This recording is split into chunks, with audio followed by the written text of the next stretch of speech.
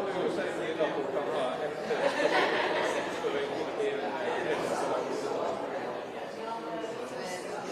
vi har sånn.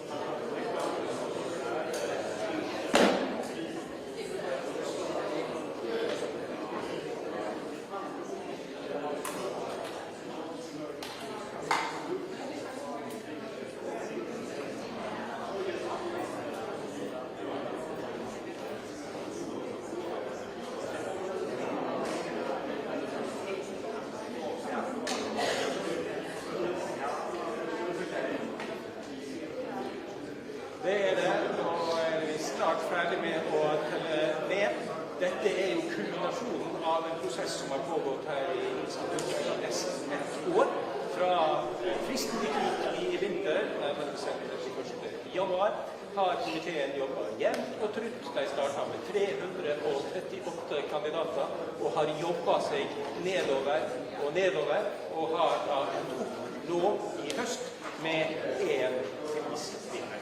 Så det også sånn at i år så vet alle hvem som både uttaler offentlig og understreker at han både vil ha og bør få prisen, men ingen vet hvem som faktisk får prisen. Så jeg vil si at spenningen stor blant de nesten 100 journalistene som til stede her. Det hadde vært langt flere hvis det var mulig, men det var altså grenser, for da var det fullt i dette rommet. Interessen høyere enn noen gang.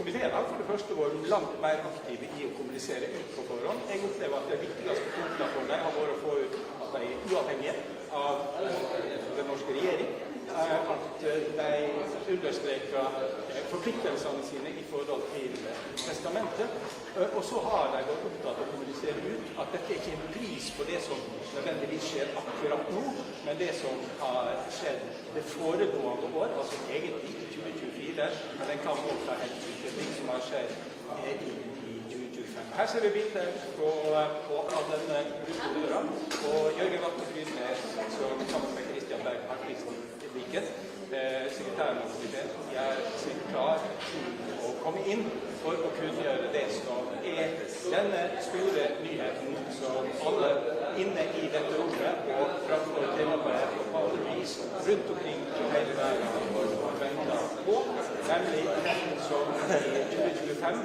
er tildelt den store æra å bli vinner av årets Nobels fredspris. Et år altså interessen er større enn nok en gang før. Mye takket være hvordan det blir kommunisert fra Hvite hus. Og så får vi bare vente og høre hvilke navn som faktisk vil bli formidlet fra den nye talerstolen, gamle talerstolen. Det er altså slik at den opprinnelige talerstolen her i Nobel-instituttet er tilbake, og derfor vil nå Nobels fredspris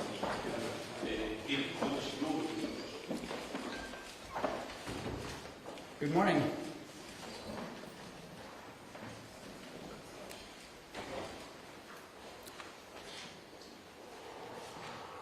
The Nobel Peace Prize for 2025 goes to a brave and committed champion of peace, to a woman who keeps the flame of democracy burning amidst a growing darkness. The Norwegian Nobel Committee has decided to award the Nobel Peace Prize for 2025 to Maria Corina Machado. She is receiving the Nobel Peace Prize for her tireless work promoting democratic rights for the people of Venezuela and for her struggle to achieve a just and peaceful transition from dictatorship to democracy. As the leader of the democratic forces in Venezuela, Maria Corina Machado is one of the most extraordinary examples of civilian courage in Latin America in recent times. Ms. Machado has been a key unifying figure in a political opposition that was once deeply divided, an opposition that found common ground in the demand for free election and representative government. This is precisely what lies at the heart of democracy, our shared willingness to defend the principles of popular rule, even though we disagree. At a time when democracy is under threat, it is more important than ever to defend this common ground. Venezuela has evolved from a relatively democratic and prosperous country to a brutal and authoritarian state that is now suffering a humanitarian and economic crisis. Most Venezuelans live in deep poverty, even as the few at the top enrich themselves. The violent machinery of the state is directed against its own population. Nearly 8 million people have left the country. The opposition has been systematically suppressed by means of election rigging, legal prosecution, and imprisonment. Venezuela's authoritarian regime makes political work extremely dangerous. As the founder of Sumate, an organization devoted to democratic development, Ms. Machado stood up for free and fair elections more than 20 years ago. As she said, it was a choice of ballots over bullets. In political office and in her service to organizations since then, Ms. Machado has spoken out for judicial independence, human rights, and popular representation. She has spent years working for the freedom of the Venezuelan people. Ahead of the election of 2024, Ms. Machado was the opposition's presidential candidate, but the regime blocked her candidacy. She then backed the representative of a different party, Edmundo González Urrutia, in the election. Hundreds of thousands of volunteers mobilized across political divides. They were trained as election observers to ensure a transparent and fair election. Despite the risk of harassment, arrest, and torture, citizens across the country held watch over the polling stations. They made sure the final tallies were documented before the regime could destroy ballots and lie about the outcome. The efforts of the collective opposition, both before and during the election, were innovative and brave, peaceful and democratic. The opposition received international support when its leaders publicized the vote counts that had been collected from the country's election districts, showing that the opposition had won by a clear margin. But the regime refused to accept the election result and clung to power. Democracy is a precondition for lasting peace. However, we live in a world where democracy is in retreat, where more and more authoritarian regimes are challenging norms and resorting to violence. The Venezuelan regime's rigid hold on power and its repression of its population are not unique in the world. We see the same trends globally. Rule of law abused by those in control, free media silenced, critics imprisoned, and societies pushed towards authoritarian rule and militarization. In 2024, more elections were held than ever before, but fewer and fewer are free and fair. In its long history, the Norwegian Nobel Committee has honored brave women and men who have stood up to repression, who have carried the hope of freedom in prison cells, on the streets, and in public squares, and who have shown by their actions that peaceful resistance can change the world. In the past year, Ms. Machado has been forced to live in hiding. Despite serious threats against her life, she has remained in the country, a choice that has inspired millions. When authoritarians seize power, it is crucial to recognize courageous defenders of freedom who rise and resist.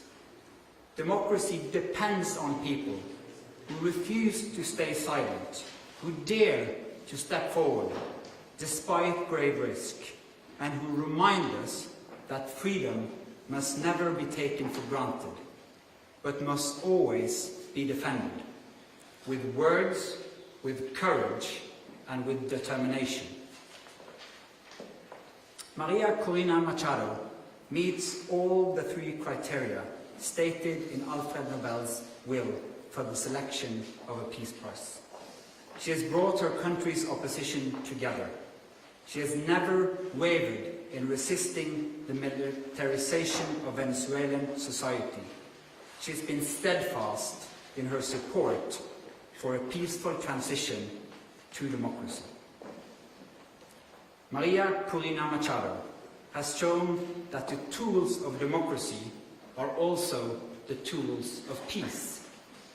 She embodies the hope of a different future, one where the fundamental rights of citizens are protected and their voices are heard. In this future, people will finally be free to live in peace. Thank you. Questions? Mr. Chair, the attention this year has been a bit further north. How are you as a committee going to make sure that the topic of this year's Peace Prize, democratic development in Venezuela, is highlighted in the days and weeks to come? First and foremost, we hope to get your help, because the media obviously plays an important role in highlighting the humanitarian crisis in Venezuela, but first and foremost the immense and impressive work of the opposition in that country, so that they will still have hope to fight for a future of freedom for their country. Congratulations to Maria Corina Machado and the committee on the decision. But during the past months, US President Donald Trump has repeatedly said he deserves the Nobel Peace Prize and he'd like to have it. He even said that it would be an insult to the United States if he doesn't get it. What does as chairman of the Nobel Peace Prize Committee, think of this, and how has this campaign-like activity by the President and his supporters domestically and internationally affected the deliberations and the thinking in the committee? In the long history of the Nobel Peace Prize, I think this committee has seen any type of campaign, media attention. We receive thousands and thousands of letters every year of people wanting to say what for them leads to peace. This committee sits in a room filled with the portraits of all laureates, and that room is filled with both courage and integrity. So we base only our decision on the work and the will of Alfred Nobel. Hello, Bibiana Piana from the Norwegian News Agency. As you state in your explanation, more and more countries are moving in a more autocratic direction. Would you say that the committee, by this prize, is sending a warning to the world? Living in a world where we have less and less democracies and more authoritarian regime means that the world is also getting more unsafe. And we believe that peace, democracy is a precondition for peace. And so yes, that is the message to the world. We need to support the democratic forces also on behalf of peace. Thank you. Mieszko Czarnecki, the Polish press agency PAP. This is the next Nobel Peace Prize in the recent years when woman has been awarded. Do you feel that women all over the world and in certain countries play a significant or a certain role protecting democracy, taking into consideration the Iranian activist from 2023 and the Venezuelan democracy protector that has been just announced as a laureate? Thank you. Thank you. As quoted in the announcement texts, in the long history of the prize, brave women and men from around the world have stood up against repression again and again. That is a key element of the Peace Prize, and we've seen it once again, that Maria Machado has been a unifying leader of the opposition in Venezuela, and what they did in the election of 2024 was incredible, and it gives hope to an entire country. Mr. Chairman, Christopher Ronneberg from Aftenposten.